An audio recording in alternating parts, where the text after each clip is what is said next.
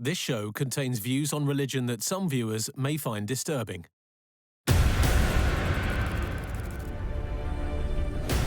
The Dead Sea Scrolls were one of the most important archaeological finds of the time. They were discovered here in the caves of Qumran near the Dead Sea. But what was written on them? What secrets about the time of Jesus do they reveal? Why did the Roman Catholic Church keep them out of the public domain for nearly 30 years? Why were they considered so controversial? And what still lies buried out here? To modern Israel, the Dead Sea Scrolls are of immense significance, and they're treated with enormous respect and reverence. They bridge a gap in knowledge about Jewish history. The most fascinating document that came out of Qumran was undoubtedly the Copper Scroll. The records that it kept were about treasure, and it laid out in precise details with X marks the spot. This was pure Indiana Jones stuff. It seemed to reveal the locations of bundles of treasure in the Holy Lands. I have no doubt that there's really sexy, really heretical information in the Dead Sea Scrolls that we may never see. Scrolls were not published for 40, 50 years. When they were asked repeatedly, when are you going to publish the scrolls, kept saying it's on a need-to-know basis. I mean, can you imagine any historical discovery where that would be tolerated today?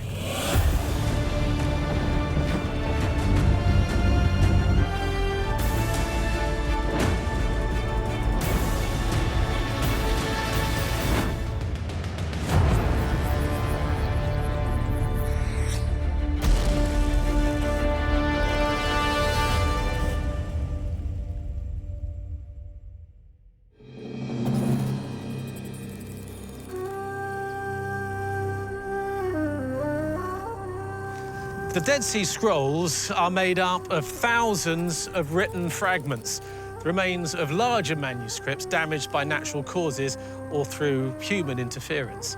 However, there are a small number of well-preserved, almost intact manuscripts that have survived, fewer than a dozen. And using radiocarbon tests, scholars have dated them from about 3 centuries BC to around the 1st century AD. Now, they were all discovered in just 11 caves here around me in Qumran, just about a mile from the Dead Sea over in the distance. The question everyone has is this: what else is buried out here? One of the reasons for the great mystery about the Dead Sea Scrolls is the fact that after they were found, they were kept secret for decades, and it wasn't for a very long time until they were released to scholars. In that atmosphere, particularly of biblical research, where there's very little new material for people to look at, this became explosive. People were wondering, what is in them? The texts have great historical, religious, and linguistic significance because they are some of the oldest written works about the Jewish people ever found. The texts are written on parchment, some on papyrus, and one on copper. Some in Hebrew, some in Aramaic, and some in Greek. Archaeologists have long associated the scrolls with the ancient Jewish sect called the Essenes, although recent interpretations have challenged this, and some scholars argue that priests in Jerusalem or other Jewish groups actually wrote the scrolls.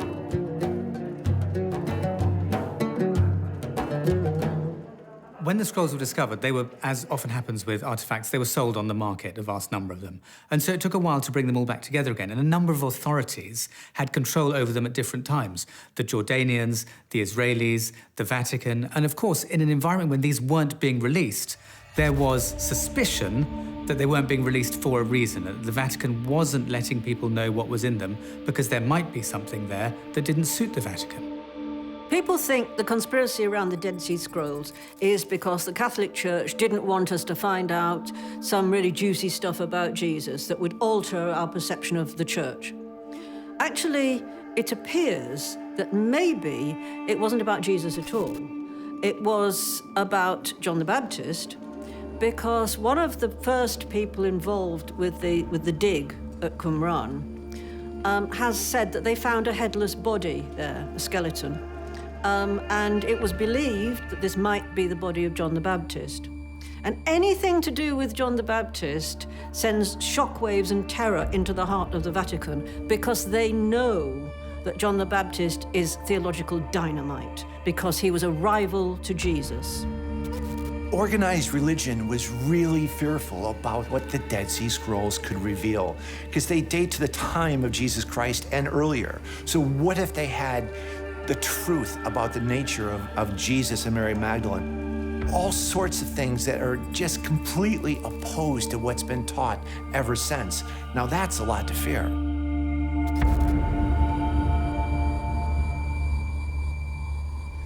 Because of the poor condition of some of the scrolls, scholars have not been able to identify all of them. But here's what we do know. Some 40% are made up of copies of text from the Hebrew scriptures. Around about another 30% are text from the Second Temple period. And the remainder, roughly 30%, are non-religious manuscripts that shed light on the rules and beliefs of a particular Jewish group. One theory is that around 2,000 years ago, a small group of people who opposed the main religion in Jerusalem came here to get away from the worldliness of the city and to practice their variation of Judaism that they documented in the Dead Sea Scrolls. This area of Qumran is remote, arid, and not lived in today. However, it is here that many archaeological digs have been conducted in search of the scrolls. Historian and archaeologist Danny Herman has been involved in a number of them and has a particular interest in the copper scroll. Copper scroll is really a big mystery on so many levels, okay? If this group was living in the middle of nowhere, how could it have so much wealth, the wealth that is described in the copper scroll? I personally believe that the copper scroll is a league of itself. It's not part of the Dead Sea Scrolls. It was created by the priests in Jerusalem and taken to be hidden with the Dead Sea Scrolls as the Romans were advancing. That would explain why the other scrolls are all on papyrus or parchment, and this one was on copper, right? So they were actually different. That could also explain how could someone both mention such treasures and also afford such expensive material to write on or incise the letters on. And that's a copper sheet. It's way more expensive than the papyrus or parchment. In 1956, English archaeologist John Allegro was the first to transcribe the copper scroll and identified locations where temple treasures were hidden around Qumran. Danny was part of an archaeological dig that went to one of the locations listed as a potential hiding place for some of the treasures. So here we are in an area of the valley that becomes a canyon, but it's all natural. And yet, on the left side of this canyon, in the 1960s, Allegro publishes the existence of a man-made tunnel. And the reason he got so interested in this tunnel is because he argued that it could be the tunnel mentioned in section A of the copper scroll. And if it is indeed the one, it could be containing huge amounts of treasures, of silver, of temple tools. Who knows what could be hidden in there? As it's actually above our heads, with no mark around it, no steps leading into it, and nowadays it's got a big piece of cement protecting it from flash floods. Can I go and have a look? Yeah, go ahead. Did I mention the snakes? Oh, wow. Well, the copper scroll was the most exciting, the most kind of headline-grabbing, the most media-friendly discovery, because it was like a sort of biblical treasure map. The frustrating thing about the copper scroll, it doesn't seem to align with actual places. So perhaps it was always a fake map. Perhaps the names of the places are written in code and we haven't quite cracked the code yet. That's a possibility. But there are still people to this day who are out there looking for the treasure that's been promised by this map. The copper scroll lists 60 hiding locations and containing maybe 100 or 200 tons of gold and silver. That by himself sounds like an hallucination, you know, who could have so much wealth? But let's remember, up in Jerusalem, the priests were collecting a huge amounts of wealth from the temple tax and from donations of Jews from all around the world. So such quantities of wealth are possible. But why would they be hidden, and why would they be documented on a copper scroll, and why would that copper scroll be hidden with the Dead Sea Scrolls next to the Dead Sea? If we were to find at least one of the treasures, we could at least tell that copper scroll is a real documentation of real treasures. I don't think it's a hoax, because you've got the Romans bearing down on you. You know, they're coming for you. What are you going to do? Sit there and write a huge, lengthy hoax on a copper scroll? Doesn't seem like a good idea. Probably better to run, actually, at that point. So these are people desperately writing this stuff down in the hope it will be found. I don't think it's a hoax. I think it's somewhere out there.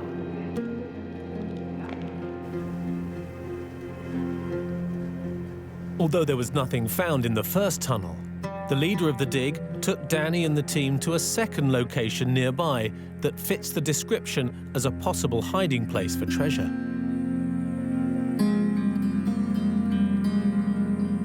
It's just down the stream, over here. Oh, right, okay. Another tunnel similarly designed on the left side of the dry riverbed, going in a very sharp angle. Maybe this one will contain the treasures. Can we go in there? Can we climb in? We can, but it's a bit dangerous. You could be running out of air at a certain depth, okay? And we'll also need torches, okay? Right. Okay, well, I've got a camera, so... But if you're feeling uncomfortable, Yeah. if you're feeling you're running out of air, we should stop. Okay. Okay, I'll lead? Yeah. Okay. A massive amount of rock and debris was cleared from this tunnel, and it now extends 40 meters down into the cliff. So you excavated this cave? Yeah, I joined Oren when he was working on this cave. It was very hard, a lot of dust, but it's clearly man-made, okay? You can see the chisel marks, you can see the steps. This cannot be natural, okay? And why would someone care to do all of this? What are you benefiting from carving here? There's not even this green ores. Yeah, this is not a copper mine. No, it's definitely not. It's not to get water. This is not an aqueduct or a system. It's just a man-made tunnel that goes to nowhere. Okay, but we were excited. Sure. Because the potential was huge. You know, such a tunnel could be hiding the treasures of the Copper Scroll, or at least some of it. That was the hope. And that's what kept you going, that's what kept you digging. That was, for me personally, a big motivation. Sure. And finding nothing at the end, that was quite disappointing.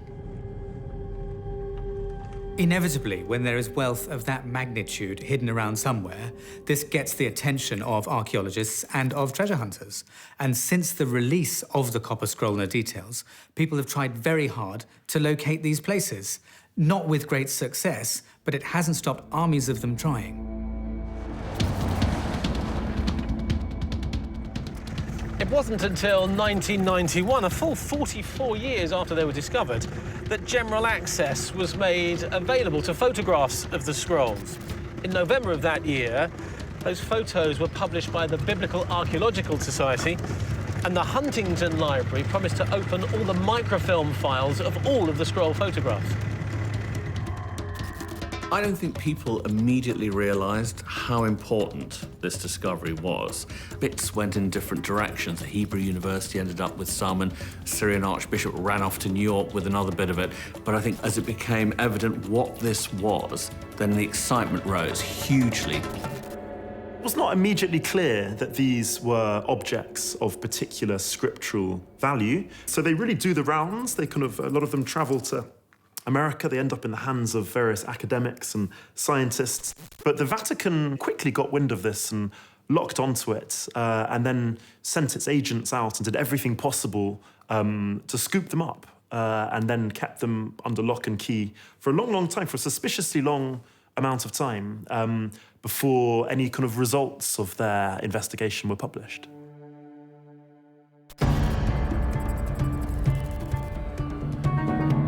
The Dead Sea Scrolls were discovered in Qumran, about an hour and a half away from Jerusalem by car today. And yet this city is literally alive with historic treasures right under our feet. Carter Bedouin is one of Jerusalem's most famous antique dealers. I've met him a few times before at his shop here in the Old City. It really is a treasure trove of artifacts that cover the last 5,000 or 6,000 years. Historic relics are big business here in Jerusalem. It's not only relics that Carter is an expert on. 40 years after the discovery of the first scrolls, he actually met the Bedouin shepherd who found them. So, Carter, tell me how the Dead Sea Scrolls were discovered. It was by accident when he lost his one of his goat. He was looking to find it, and it was in the cave, that cave. And when he went down to look after his goat, he found the jars around the cave, and it was full of scroll, each jar with one scroll. And when you say jar, what like a... It is like here's like this jar. Oh, wow. That's from the same period, 2,000 years ago. This is 2,000 years old? Yes. And so the scrolls were... was storage in the jar, hidden in they hide it in the jar. Right, OK. And then he find it and he pick one or two of them in that time, just for curiosity. He don't know what is this. And then he was walking in Bethlehem, where he met a sandalier, a guy who fixed the sandals. Yeah. And then he said, I found this thing here. Do you know what it is? What is it? If it was money or whatever. Then he said to him, okay, you know how what? We can sweep it. Just give me one sandal and. One of the most important discoveries of all time, he swapped for a pair of sandals. Yes, he swapped it with them, and then he have no idea how much it was. The story of what happens to the scrolls is really interesting because at first they're completely invalidated. The boys take them back to the village elders take them to various places, and in Bethlehem they're told, no, these are fakes, they're worthless, they're probably stolen from some synagogue.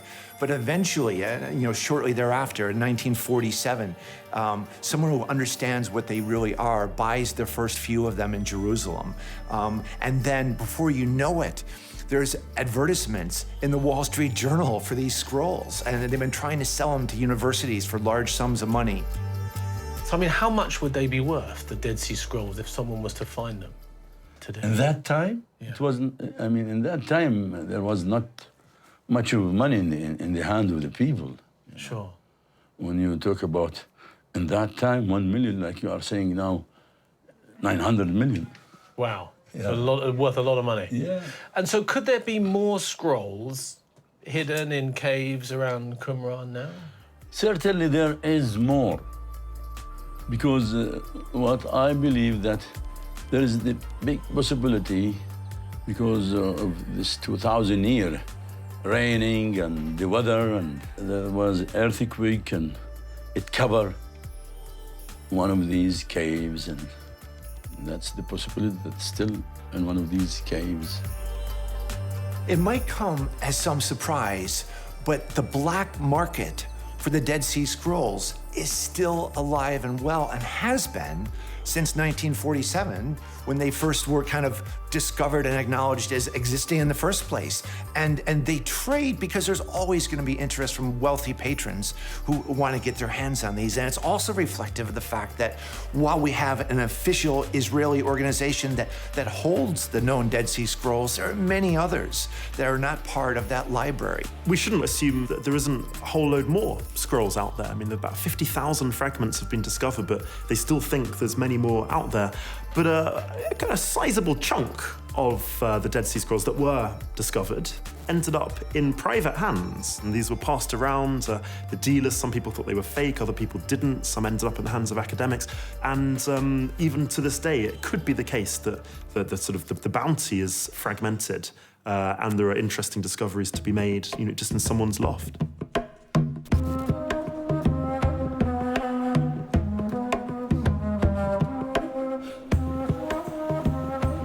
even though there could be some fragments of the scrolls in private collections.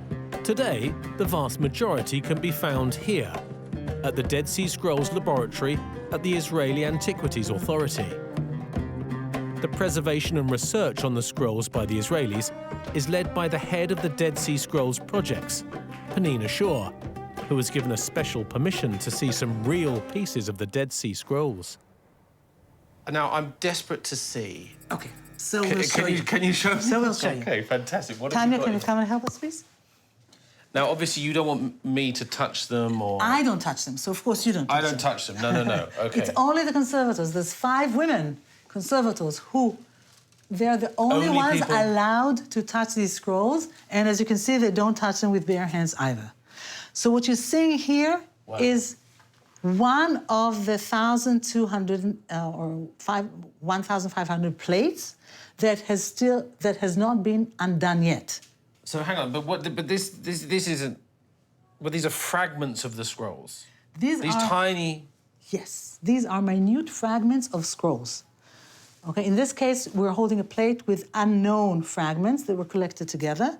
But as you can see, and as you realize, the big scroll is as important as, or might be as important as this minute fragment, because it can be the missing link in the jigsaw puzzle.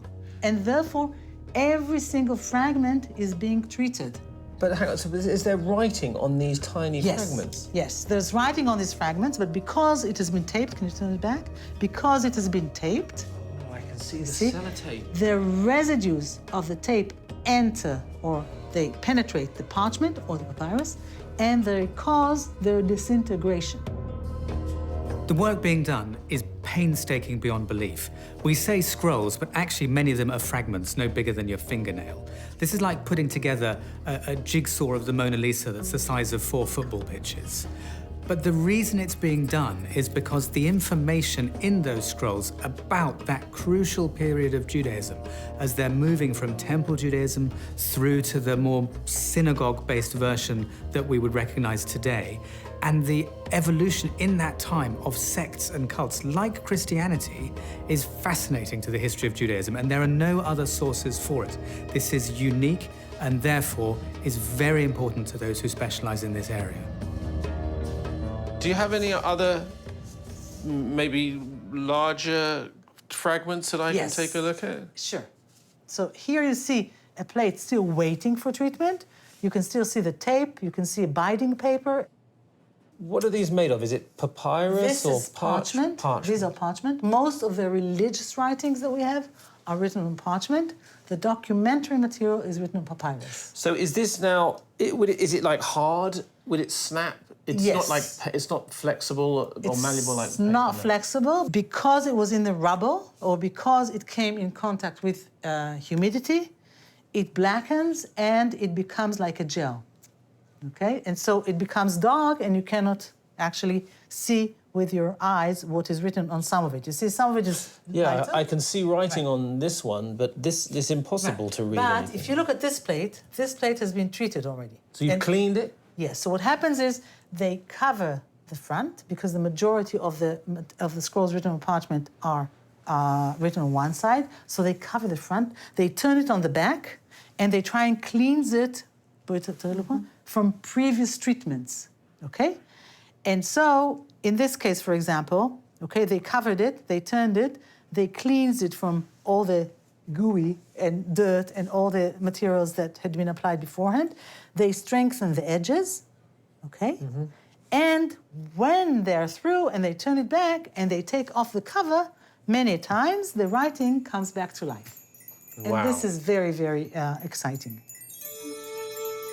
I think you almost have to look at the Dead Sea Scrolls as the foundational document of the State of Israel. You know, the US has the Declaration of Independence. Israel has the Scripture, has the Old Testament. And this is the oldest, by far, the oldest version of the Old Testament. So, of course, they're going to guard it jealously. Plus the fact they've had other people taking bits of it. It's shot off in all different directions. They've desperately tried to get it back. So clearly, when they do get scrolls back into one place, they're going to make sure nobody else gets a look in.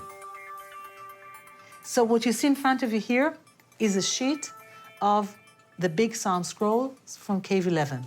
It's a complete sheet. You see the sewing on one end and the other sewing on the other end, and we have about 5 of them that were, of course, sewn together, rolled, and to keep them safely, they were put in a jar in the cave. As it was rolled and put, the bottom part touched the ground or touched the humidity. This bit? This bit. And therefore, what looks to you as if it is burned, it's actually gelatinized, meaning the material, through the humidity, becomes like a gel and slowly disintegrates in itself.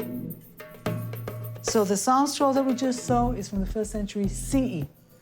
This scroll is 1st century BCE.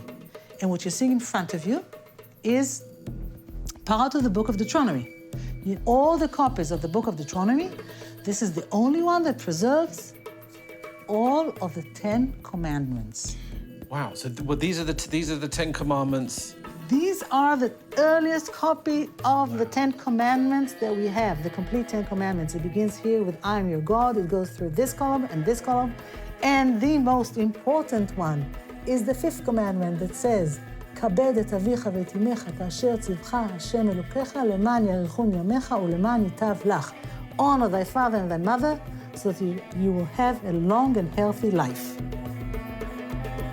Today, the Jewish people hold the Dead Sea Scrolls as sacred, and as they should, because they represent the earliest sort of full description of their religious origins. There isn't a more important library in all of Israel than this, because it's the foundation of their religion and of their state. The preservation of the scrolls is clearly a massive task, with thousands of fragments still to be catalogued and archived. However, some of the processed scrolls are on display in museums around the world for the public to see in all their glory. What's fascinating is that some archaeologists believe there is still more to be found. A team of archaeologists in Qumran, working under the banner Operation Scroll, excavated a 12th cave known as Cave 53 early in 2017. Unbelievably, despite the cave having been looted, the experts confirmed that it did once hold scrolls. One of the men in charge of the team was Oren Gutfeld. Now, I've spoken to several experts who say that the whole area around Qumran has been surveyed once, twice, 3 times, and there's nothing more to be found. Do you agree? Well, that's not true. Because of the attitude that our professor told us at the universities, there's no more scrolls over there. Devo, the Bedouins, Operation Scroll found everything. In the last 5 to 7 years, more and more small pieces of fragments, of parchments, of scrolls arrived to the market here in the old city of Jerusalem. So you're telling me that fragments of scrolls are traded by dealers here in the old city? That's correct. That's correct. Of course people are still looking for this treasure, and why wouldn't they? There's a Jewish archaeologist by the name of Dr. Oren Gutfeld who is doing a lot of work in this area, and he's finding things in caves around Qumran that are suggesting that there were scrolls there. There's fragments of papyrus, there's shards of pottery. So it's really quite encouraging that we might be beginning to decipher this copper scroll after all these years. Today, the State of Israel established a new survey program, Operation Scroll 2, sponsored by the government, with teams that now, this minute, are surveying on the cliffs and working in the caves. So I don't know, from that they got the idea that there's nothing more to look over there. And look, my cave, Cave 53, is the proof that there's more over there. We have found a new scroll cave.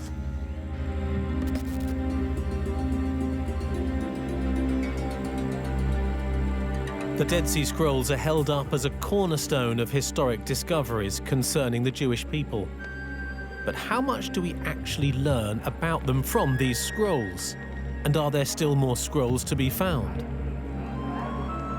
Dr. Noam Mizrahi is a celebrated academic who agreed to meet with me and give me the unvarnished truth. So, Noam, tell me, what actually is contained in the manuscripts? What do they tell us? What is actually written down on the scrolls? It's a bit of a bewildering collection of texts, to be honest. We can divide the scrolls into 3 or 4 major groups of texts. One group of texts, which is about 25% of the material, so about, let's say, 250 scrolls, is what we call biblical scrolls, the earliest copies of books that we know as parts of the Hebrew Bible. Right, but with stuff, the kind of stuff that we knew anyway, stuff we've read. Absolutely. Right. However, it's very important for me to emphasize that almost none of these copies is identical to the text of the Bible as we know it. Okay. Sometimes the differences are very slight. There are matters of spelling, of orthography, of language. Sometimes, however, these are major differences. The text, it's like that you read a different edition of the same text. So should we be updating the Bible? Should we be updating the Old Testament with these discoveries? Well, we should definitely know that even the Old Testament had a history.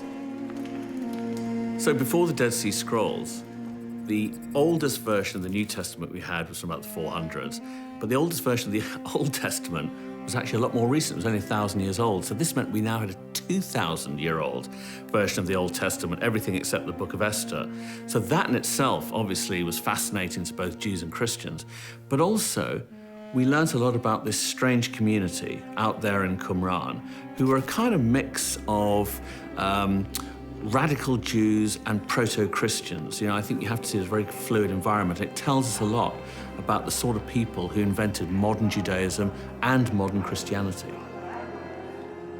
Do you think that there are still secrets hidden within the scrolls, within the documents that we are yet to find out? I would say that all the scrolls by now are known, but the scrolls have disintegrated to so many small fragments, and the assortment of these fragments, it's like a huge number of jigsaw puzzles that we're still playing with. So every year there's a new publication, more than one publication, which offers a new identification of fragments, a new assortment, new joining of fragments, and then this in turn recolors our understanding of the text. Do you think it's possible that there are more scrolls hidden in Qumran or in the mountains nearby? Personally, I very much hope that there are. It would be wonderful, of course, if we get other scrolls. Even if we get other copies of the same text that we have in Qumran, even that would be a major help, because so many of the texts are so hopelessly fragmentary that every new bit of information would be crucial. It's possible there's a lot more to find at Qumran because we don't know the extent of the cave network. People did bury stuff, and certainly around the time of the Roman suppression in about 130 AD, a lot of those documents have gone missing, something of a dark age in historical knowledge. And yes, there probably is a lot more stuff, but whether it's going to be explosive and sensational, you know, to outsiders, or just some more academic stuff, is absolutely open to question.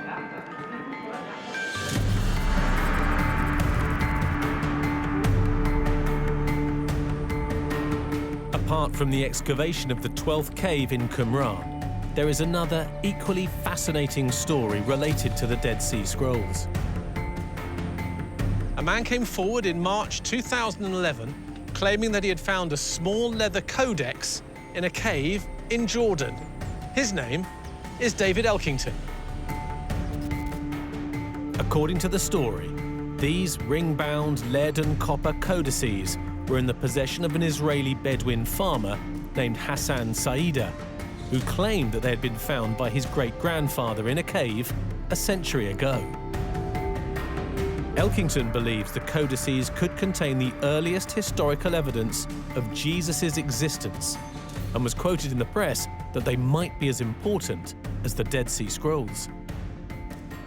However, the Israeli Antiquities Authority considered them inauthentic and worthless, saying the books are a mixture of incompatible periods and styles without any connection or logic. But could the codices really contain genuine information on the formation of Christianity in Qumran over 2,000 years ago? The group at Qumran were obviously Nazareans, okay, called in Greek Essenes. There's obviously a lot of evidence of connections between Jesus and this group, although he perhaps wasn't specifically a member of that group. My personal theory is that he wasn't a member of that group because he superseded them. In other words, they were kind of on a program to bring about the true king of Israel in the proper Hebrew, Jewish, messianic sense of the word. And I think that when it came to Jesus, they had succeeded. So therefore, he's not a Nazarene. As the Gospels refer to him, he is the Nazarene. He's the A1, number one, that's it, we've done it. I think that gives us quite a few pointers as to the connection between the teacher of righteousness and Jesus, the codices and the Dead Sea Scrolls, because the codices share much with the scrolls, and I believe that the codices will show the scrolls to be proto-Christian documents. I think that's why they've caused such an enormous amount of controversy. The David Elkington codices are probably the best example of the fact that the world wants to maintain the status quo. Nothing new, don't rock the boat. Immediately, everyone jumps on them and says, no, they're fake, they're frauds. So the Israelis, every institution in the world say, no, don't believe anything they say because they're frauds. And it makes you wonder if a real discovery, and maybe this is one, comes out, will anyone believe it?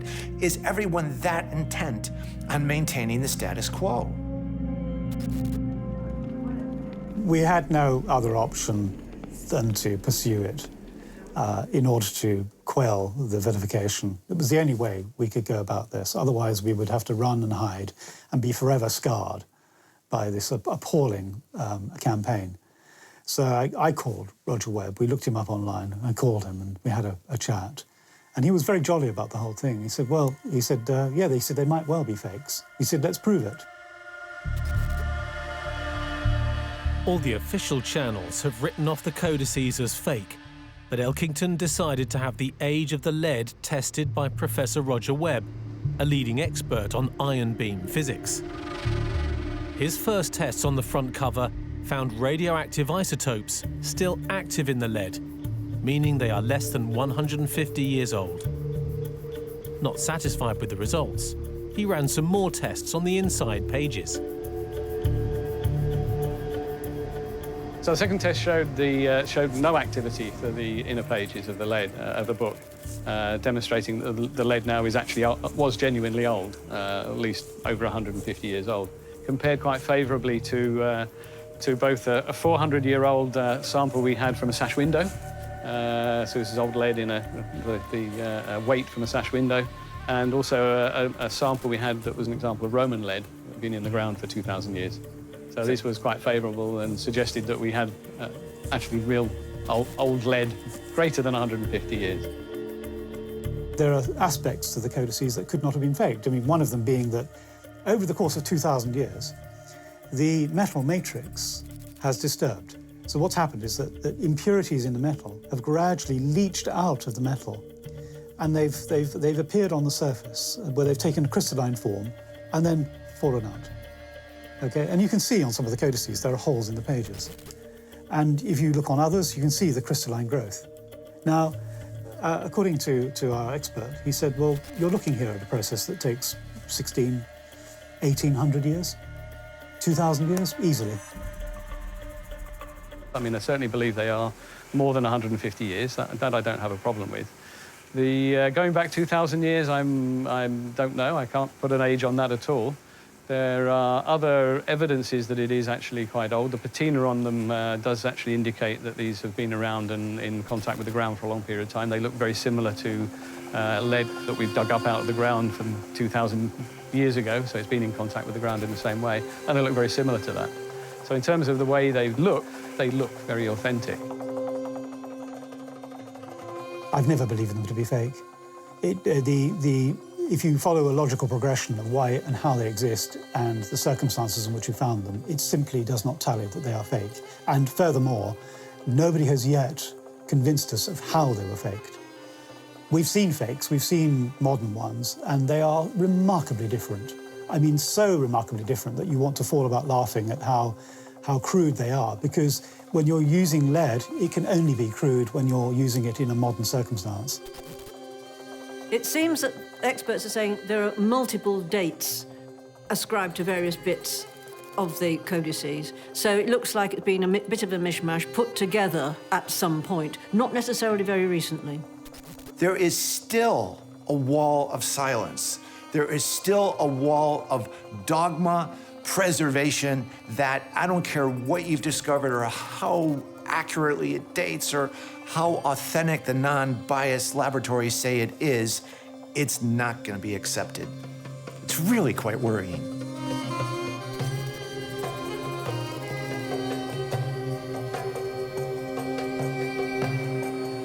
The Jordan Codices' legitimacy is inconclusive at best, but the mystery of the Dead Sea Scrolls is very much alive. In the vast open space of Qumran, there may well be fragments waiting to be discovered by archaeologists still digging the site today. Almost habitually, the authorities, the Catholic Church, have dismissed all of these as fakes. They must be fakes, they can't possibly be real. And that could be the case, but it's also the case that you never know what the Earth is going to spit out. And it could be that one day the Earth is going to spit out something that does undermine the whole kind of value system of Christianity, of Judaism, of another religion. So it is a little bit suspicious that whenever something new is dug up, seemingly promising artifacts, it's often sort of conked on the head and instantly dismissed. I think what's more fascinating about the Dead Sea Scrolls and what's in them is actually why they were written, why they were hidden. You know, this was a community that was about to be slaughtered, basically, by the Romans. You know, they were on their way out.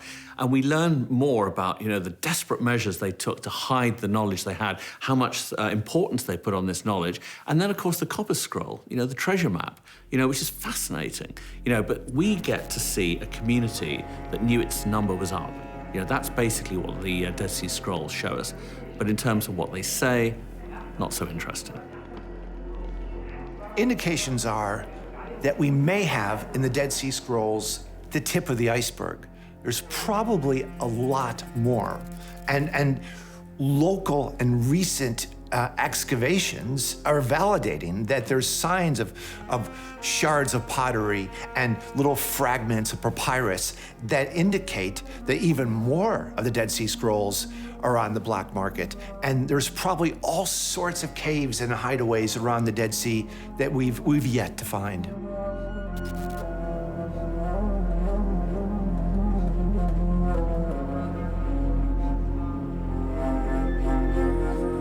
They are without doubt a significant historical and biblical discovery. But how many other texts and scrolls still lie buried at Qumran and other sites in Israel and Jordan? Importantly, how different are their facts from what we know from the Bible? Is this difference, or perhaps a fear of it, the reason why the authorities covered up the release of the Dead Sea Scrolls for over 40 years? And how much else is buried out here in the caves and the deserts that would challenge the Church's view of events of 2,000 years ago? I'll see you next time.